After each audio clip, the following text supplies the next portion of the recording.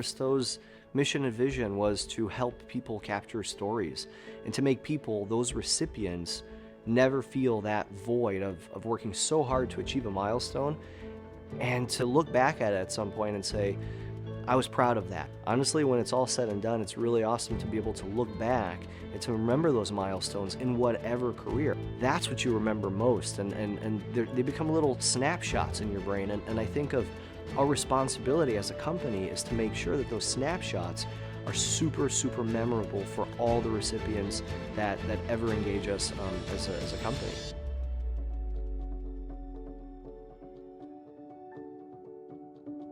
My name is Andre Janis. I am the founder and chief creative officer of Cristaux International. My first job out of college was a sales job. And after 6 months, I was sent out to the Bahamas to celebrate something that was called President's Club trip.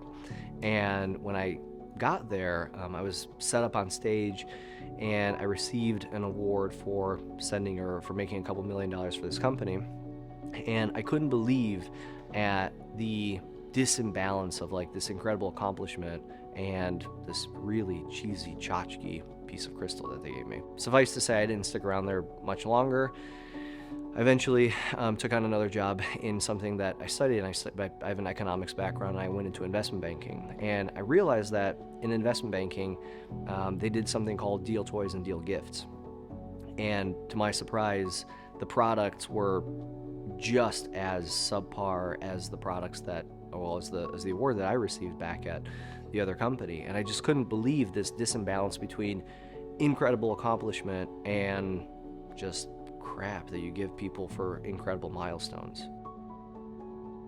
The Lake House is a period in this company's history. It was a 26-month period where practically outgrew my parents' I started in my parents' bedroom and eventually went to the basement and outgrew the basement, and very quickly I had a buddy who had a lake house, and we had this bright idea that we would just go operate out of a lake house for a summer. Well, to our surprise, to build a company was really hard, and especially when you have no money and no backing or no support.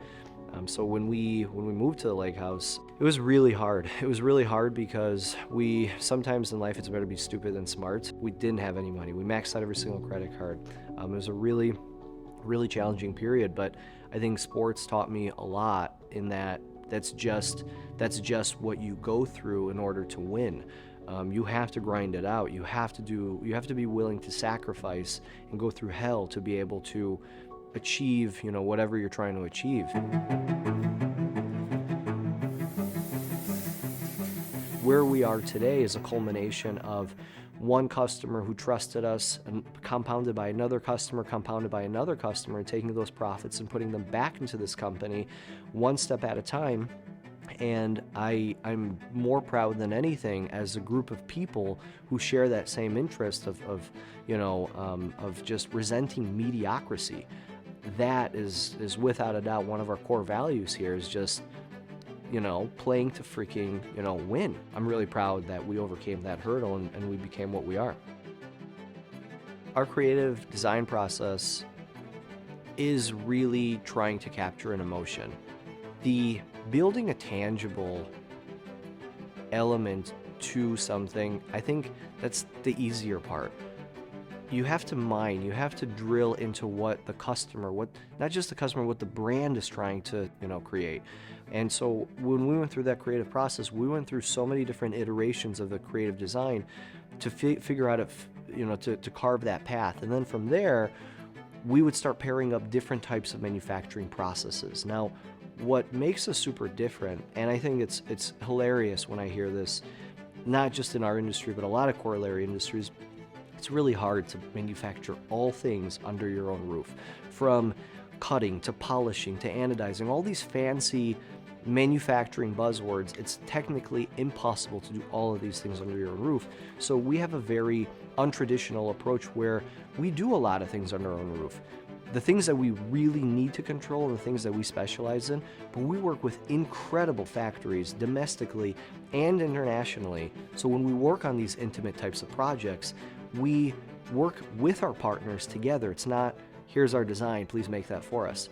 I think that that's something that for us, it's not a transaction. It's not just a sale. It's not just another customer. We don't operate like that here. We are really We are reverse engineering every single creative project, so when that person wins, when they go up on stage, they don't feel that void, and they don't, God forbid, 10, 20, 30 years later, look back and say, "Ugh, man, that sucks," right? That's what we do the complete opposite here. What I'm most excited for is the unknown. I know it sounds really maybe cliche, but when I started with nothing, there was this kind of adventure of trying anything to be able to make it work. And that type of challenge sometimes makes incredible companies. So in terms of where we plan to be in the next 5 years, and I can't reveal all the secrets, but there's definitely some new divisions to the company coming, and just overall new territories. It's going to open up a whole different paradigm for the company.